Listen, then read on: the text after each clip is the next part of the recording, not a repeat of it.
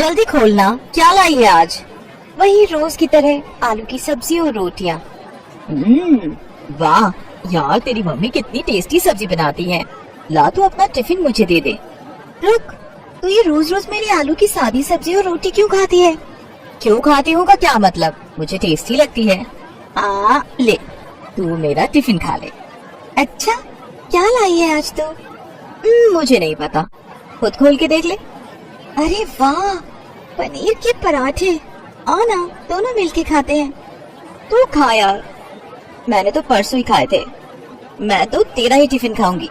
ये कहानी है इन्हीं दो सहेलियों की, गरिमा और अंकिता। गरिमा गरीब घर से थी और उसके पिता मजदूरी किया करते थे, जबकि अंकिता एक अमीर सेठ की बेटी थी जो कि एक फैक्ट्री के मालिक थे। अंकिता जानबूझकर रोज गरिमा के टिफिन से ही खाना खाती थी और उसे अपना टिफिन दे देती थी ताकि गरिमा भी अच्छा खाना खा सके। फिर एक दिन, अंकिता सुन, कल मैं कॉलेज नहीं आऊंगी। हैं? पर क्यों? तेरे बिना मेरा दिल कैसे लगेगा यार? वो मुझे पापा के साथ एक रिश्तेदार के यहाँ जाना है, जरूरी है। अच्छा, कोई लड़के वड़के का चक्कर तो नहीं है? हट पगली, ऐसा कुछ भी नहीं है। वो पापा के चाचा है ना, वो बहुत बीमार है, तो पापा के साथ बस उन्हें ही देखने जाना है। अच्छा, परसों तक तो आ जाएगी ना? हाँ, मैं कल शाम को ही लौट आऊंगी, तू चिंता मत कर। अच्छा तो चल फिर एक काम करते हैं, मैं शाम को तेरे घर आती हूँ, साथ में गोलगप्पे खाने चलेंगे, क्या बोलती है? डन, बट टाइम से आ जाना, हर बार लेट करती है तू। अंकिता को पैसों की कोई कमी नहीं थी, लेकिन इस बात का उसे जरा भी घमंड नहीं था और अंकिता की यही बात गरिमा को सबसे अच्छी लगती थी। पढ़ाई में अंकिता ठीक ठाक थी, जबकि गरिमा पढ़ाई में बहुत होशियार थी। इसीलिए परीक्षाओं के दिनों में गरिमा अंकिता की पढ़ाई में बहुत मदद करती थी। फिर उसी शाम, गरिमा, ओ गरिमा, बाहर आना। अरे अंकिता, कैसी हो बेटी? नमस्ते अंकल, मैं ठीक हूँ, आप कैसे हैं? नमस्ते, मैं ठीक हूँ बेटी। अच्छा, वो आपके चाचा जी कैसे हैं? बस बेटी, अंतिम सांसें गिन रहे हैं, उम्र भी तो हो गई है ना। जी अंकल, वो गरिमा। ले, आ गई मैं। पापा, मैं जरा थोड़ी देर में आती हूँ। ठीक है, पर ज्यादा देर मत करना। अंकिता गरिमा को अपनी कार में बिठाकर बाजार ले गई और दोनों ने जी भरकर गोलगप्पे खाए। फिर दोनों काफी देर तक बातें करती रहीं, जिस वजह से गरिमा को घर लौटने में देर हो गई। और फिर, गरिमा, तुम मेरी बात क्यों नहीं सुनती? पापा प्लीज, अब फिर से वही बातें मत शुरू करना आप। क्यों ना करूं? तेरे कहने पर मैं उस अंकिता के सामने कुछ नहीं कहता, पर बेटी तू मेरी बात समझ, ये सारे पैसे वाले एक जैसे ही होते हैं, पहले खुद ही हमारे भले बनते हैं और फिर। पर पापा, अंकिता वैसी नहीं है, मेरा यकीन कीजिए। तुझे मैंने लाख बार समझाया है, तू उसे पढ़ाती है ना, बस इसीलिए वो तुझसे दोस्ती का दिखावा करती है। तो देखना, एक दिन जब उसका मतलब निकल जाएगा ना, तो वो तुझसे बात तक नहीं करेगी। इधर किशोर गरिमा को समझा रहा था, तो दूसरी तरफ अंकिता के पापा सेठ अमरलाल भी गुस्से से अंकिता का इंतजार कर रहे थे। कहाँ गई थी अक्कू? वो मैं और गरिमा गोलगप्पे खाने गए थे पापा, बस मेन मार्केट में। अरे तो मुंशी जी को कह दिया होता, यही मंगवा लेते तुम्हारे लिए गोलगप्पे। पापा, पर गोलगप्पे खाने का मजा तो ठेले पर खड़े होकर ही आता है, और फिर कल गरिमा बाहर जा रही है तो। ओहो अंकिता, मैंने तुम्हें 1000 बार समझाया है, उस फटीचर से दूर रहो, तुम्हारे स्टैंडर्ड को सूट नहीं करती वो। पापा प्लीज, वो मेरी दोस्त है, उसके बारे में तो ऐसा मत बोला कीजिए आप। बेटी, इस बात को गांठ बांध लो, अमीर और गरीब कभी दोस्त नहीं हो सकते। उसकी नजर तुम्हारे पैसों पर है, तुम उसे घुमाती फिराती, खूब खिलाती पिलाती हो, तो बस इसीलिए वो तुम्हारे साथ दोस्ती का नाटक कर रही है। देखना, एक दिन आएगा और वो कोई ना कोई बहाना बनाकर तुमसे पैसे मांगेगी। पापा, गरिमा बहुत खुददार है, ऐसी नहीं है वो। ये तो वक्त ही बताएगा बेटा कि कैसी है वो। फिलहाल तुम उससे दूर रहो, क्योंकि मैं तुमसे कह रहा हूँ। अंकिता गुस्से में वहाँ से चली गई। अमरलाल भी अपने कमरे की तरफ बढ़ गए, लेकिन उन दोनों के अलावा भी वहाँ कोई था जो ये सब देख और सुन रहा था। असल में अंकिता गरिमा के घर अपना पर्स भूल आई थी, जिसे वापस देने के लिए गरिमा अंकिता के घर आई थी, लेकिन वो घर के दरवाजे को पार न कर सकी, क्योंकि उसने वहीं पर अंकिता और अमरलाल की सारी बातें सुन ली थी। वो उदास होकर अपने घर चली गई, लेकिन इस बारे में उसने अंकिता से कभी कुछ नहीं कहा और ना ही गरिमा और अंकिता की दोस्ती में कोई फर्क आया। ऐसे ही वक्त बीता और फिर कॉलेज का आखिरी साल भी पूरा हो गया। कॉलेज के आखिरी दिन अंकिता पूरे कॉलेज में गरिमा को ढूंढ रही थी, लेकिन गरिमा का कहीं कुछ अता पता नहीं था क्योंकि वो तो अस्पताल में थी। डॉक्टर साहब, प्लीज मेरे पापा को बचा लो। देखो बेटी, हम पूरी कोशिश कर रहे हैं पर इनकी तबीयत बिगड़ती जा रही है। आप जल्द से जल्द 2 लाख रुपए का इंतजाम करो, वरना हम इनका ऑपरेशन नहीं कर पाएंगे। नहीं नहीं, आप ऑपरेशन शुरू कीजिए, मैं पैसों का इंतजाम करती हूँ। गरिमा अपने रिश्तेदारों और पड़ोसियों से मदद मांगती है, लेकिन सभी ने हाथ खड़े कर दिए। गरिमा ने सोच लिया था कि अब वो अपना मकान गिरवी रख पैसों का इंतजाम करेगी, लेकिन तभी उसे अंकिता का ख्याल आया। ओहो, अंकिता को तो मैंने कुछ बताया ही नहीं, वो मुझे ढूंढ रही होगी। ऐसा करती हूँ, एक बार उससे मिल लेती हूँ और सारी बात बता देती हूँ। हो सकता है मकान गिरवी रखवाने में वो कुछ मदद कर सके। ये सोचकर गरिमा अंकिता के घर पहुंची तो वहाँ उसका सामना अंकिता की जगह उसके पिता अमरलाल से हुआ। हाँ बताओ, क्या बात है? अंकल जी, वो मुझे अंकिता से मिलना था। वो अपने मामा के घर चली गई है और अब वो वहीं रहेगी, तो तुम्हें उसे ढूंढने या मिलने की कोशिश करने की कोई जरूरत नहीं, समझी तुम? वो तुमसे कोई वास्ता नहीं रखना चाहती आपसे। ये बात सुनकर गरिमा को बहुत बड़ा झटका लगा और उसे अपने पिता की कही बात याद आने लगी। तो उसे पढ़ाती है ना, इसीलिए वो तुझसे दोस्ती का दिखावा करती है। तो देखना, एक दिन जब उसका मतलब निकल जाएगा ना, तो वो तुझसे बात भी नहीं करेगी। गरिमा को लगा कि उसके पापा सही थे, अंकिता ने उसे कभी अपना दोस्त माना ही नहीं था, इसीलिए तो वो उससे बिना कुछ कहे या मिले ही वहाँ से चली गई। ठीक है अंकिता, तुझे लगता है कि मैं तेरी दोस्ती के लायक नहीं ना, तो अब देखना तू, मैं भी खुद को साबित करके दिखाऊंगी और उसके बाद ही तेरा चेहरा देखूंगी। गरिमा की आंखों में आग थी, उसने ठान लिया था कि अब वो कुछ बनकर ही दिखाएगी। जब उसके पापा ठीक होकर घर वापस आ गए, उसके बाद से ही उसने दिन रात एक कर दिया और पूरी लगन के साथ यूपीएससी की तैयारी में जुट गई। गरिमा ने पहले ही अटेम्प्ट में यूपीएससी क्लियर किया और कुछ ही सालों के अंदर वो एक कलेक्टर बन गई। जय मैम। जय हिंद Manish, how are you? I am good ma'am. बताइए, आप मुझसे मिलना चाहते थे? जी हाँ जी, वो कल दौरे पर आपने मेरे टिफिन के पनीर के पराठे खाए थे। आपको वो पराठे बहुत अच्छे लगे थे ना, तो मैंने आज आपका डिनर फिक्स किया है अपने घर पर। Me and my wife will be very happy ma'am. अगर आप आते हैं तो। हाँ, क्यों नहीं, इट्स माई प्लेजर। तो आज की शाम पनीर के पराठों के नाम? ठीक है मैम, शाम को मिलते हैं। लाल बत्ती लगी गाड़ी से गरिमा एसपी मनीष के घर पहुंची। मनीष ने उसे गेट पर रिसीव किया और फिर मनीष ने गरिमा से कहा, ma'am, meet my dear wife Ankita. पूरे 5 सालों के बाद अंकिता और गरिमा एक दूसरे के सामने खड़े थे। दोनों एक दूसरे को देखकर हैरान थे। तभी गरिमा ने मनीष से कहा, sorry Manish, I have to go, मुझे कुछ जरूरी काम याद आ गया, बहुत अर्जेंट है। मनीष कुछ कह पाता उससे पहले ही गरिमा तेज कदमों से चलते हुए अपनी गाड़ी में बैठ गई। वो गुस्से से लाल थी, तो दूसरी तरफ अंकिता वहीं दरवाजे पर खड़ी खड़ी रोने लगी। इस बात को कई दिन बीत गए। फिर एक दिन जब किसी जगह दंगे की स्थिति पैदा हो गई थी, तो मनीष वहाँ सिचुएशन को कंट्रोल करने में लगा था। लेकिन तभी एक दंगाई ने मनीष पर एक हथियार से हमला कर दिया। मनीष को फौरन अस्पताल में भर्ती कराया गया और इत्तेफाक ये था कि वो अस्पताल उसी ठीक इलाके में था जहाँ कभी गरिमा और अंकिता रहा करते थे। मनीष के घायल होने की खबर सुनते ही गरिमा और अंकिता फौरन अस्पताल पहुँचे, पर पहले अंकिता अस्पताल पहुँची। डॉक्टर साहब, प्लीज प्लीज मेरे पति को बचा लीजिए। देखिए वो एक मिनट बेटा, आपको मैंने पहले कहीं देखा है। आप तो वही हो ना जिसने उस दिन उस गरीब की मदद की थी? हाँ, अंकिता, यही है ना आपका नाम? हाँ जी सर, पर आपने वो बात किसी को बताई तो नहीं ना? नहीं बेटी, पर तुम्हारी दोस्त आई थी बाद में, उसके हाथ में पैसे थे। सुना है अपने पिता को बचाने के लिए उसने अपना घर गिरवी रखा था, पर तुम्हारी मदद की वजह से उसका घर बिकने से बच गया। मैंने उसे नहीं बताया कि उसके पिता के ऑपरेशन के लिए सारे पैसे तुमने दिए थे। नहीं सर, वो मेरे पापा के पैसे थे। अपनी दोस्त के पापा की जान बचाने के लिए असल में मुझे अपनी दोस्ती गिरवी रखनी पड़ी। पहले अपनी प्यारी दोस्त खो दी, लेकिन अब अपने पति को नहीं खो सकती मैं। प्लीज डॉक्टर साहब, मेरे पति को कुछ नहीं होना चाहिए, वरना मैं नहीं जी पाऊंगी।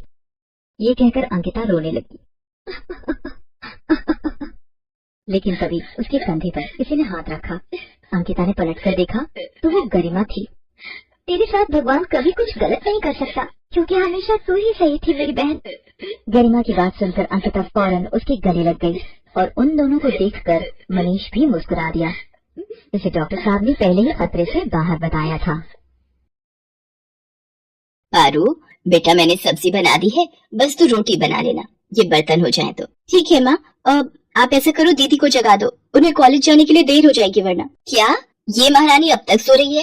हे भगवान, क्या होगा इस लड़की का। मोना, ओ मोना, उठती है या पानी की बाल्टी उड़े लूं तेरे ऊपर? ओफो माँ, उठ तो रही हूँ, क्यों हल्ला मचा रही हो? क्योंकि बिना हल्ला मचाए तेरी नींद टूटती कहाँ है। चल उठ जल्दी से और जाकर रोटियां बना दे। रोटियां? मैं क्यों बनाऊं? पारू कहाँ गई? वो बर्तन धो रही है। और तू क्यों नहीं बना सकती रोटियां? अरे कुछ तो शर्म कर लड़की, वो तेरी छोटी बहन है, फिर भी तुझसे कहीं ज्यादा काम करती है, क्योंकि वो सिर्फ यही कर सकती है और सारी जिंदगी यही करती रहेगी। घर के कामों के अलावा उसे और आता ही क्या है? माँ, साफ सीधी सी बात है, मुझे ये घर के फालतू कामों में कोई इंटरेस्ट नहीं है। अब मुझे कॉलेज के लिए देर हो रही है, पारू को बोलो मेरा नाश्ता पैक कर देगी। अरे लेकिन ऐसे कैसे? तो रुक जरा। मोनिका अपनी माँ को अनसुना कर वहाँ से चली गई।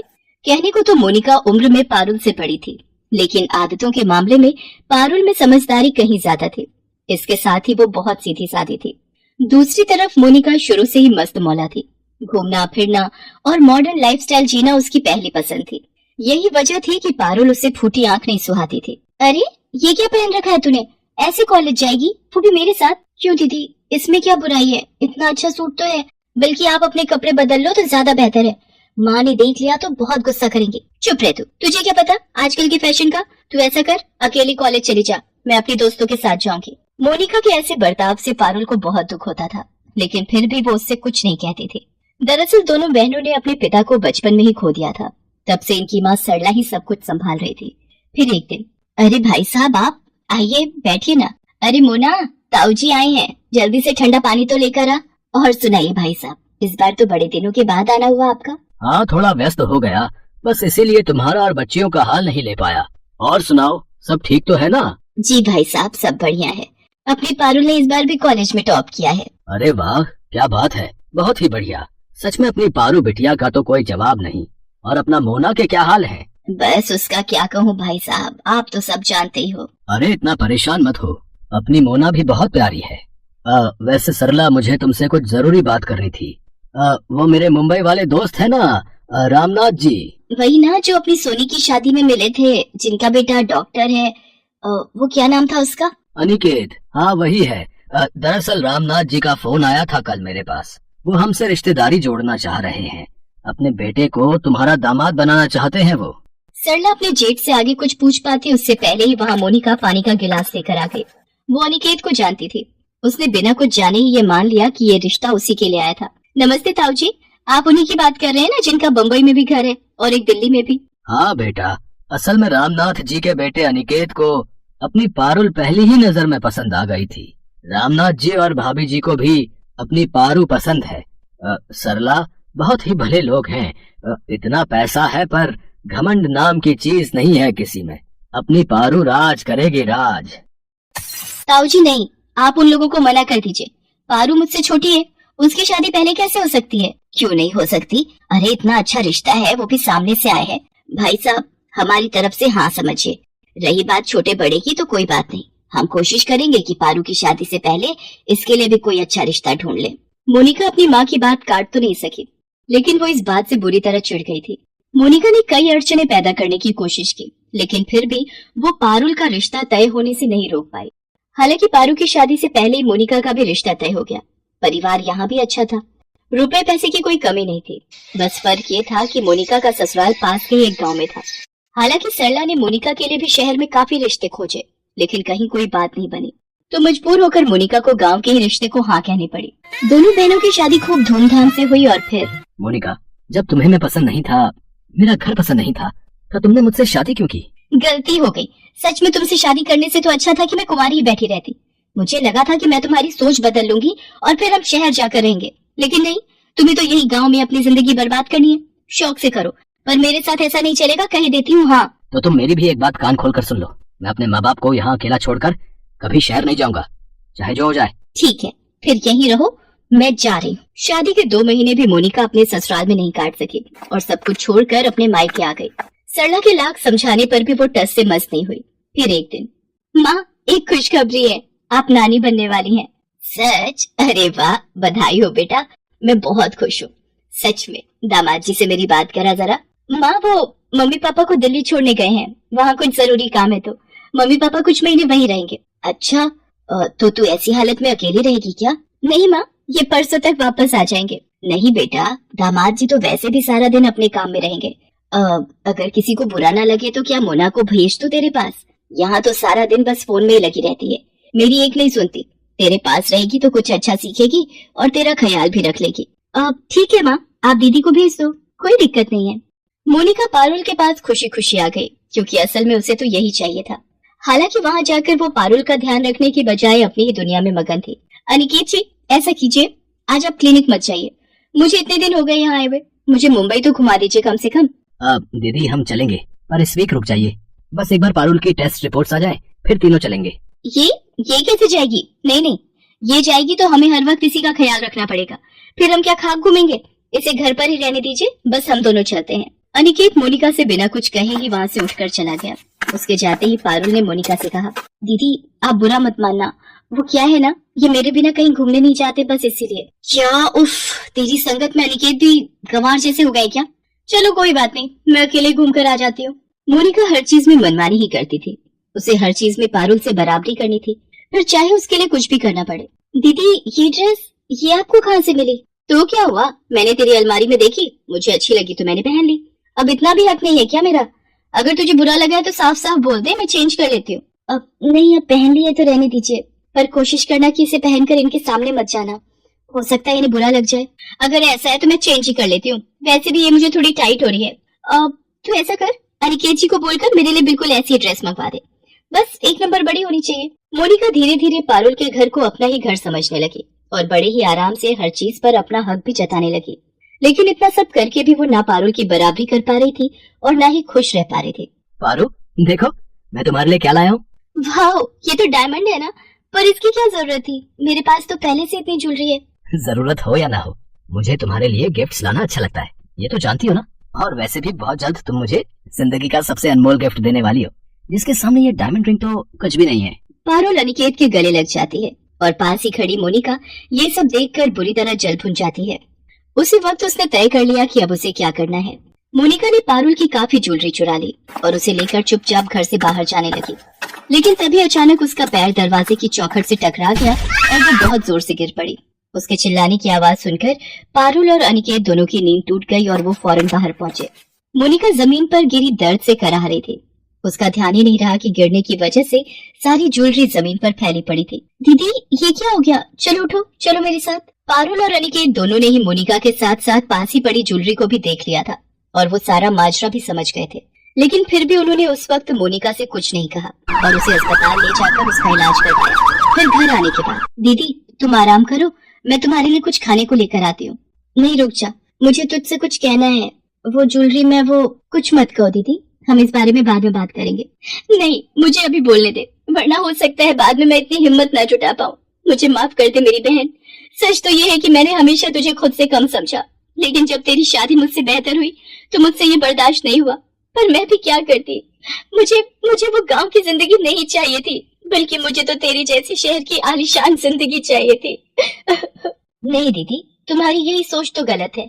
गांव हो या शहर, परिवार हर जगह अपना होता है, बस जरूरत है तो उसे सच्चे दिल से अपनाने की। और रही बात रहन सहन की, तो उसे भी हम अपनी मेहनत और वक्त के साथ कभी भी बदल सकते हैं, बस हमारी सोच और नियत साफ होनी चाहिए। मोनिका को पारुल की बात समझ आ गई थी। उस दिन पहली बार उसने पारुल को एक बहन के नाते बड़े ही प्यार से गले लगाया और फिर सब कुछ बदल गया। पारुल के समझाने पर मोनिका वापस अपने ससुराल चली गई और अपने बिखरे रिश्तों को फिर से संजोने लगी।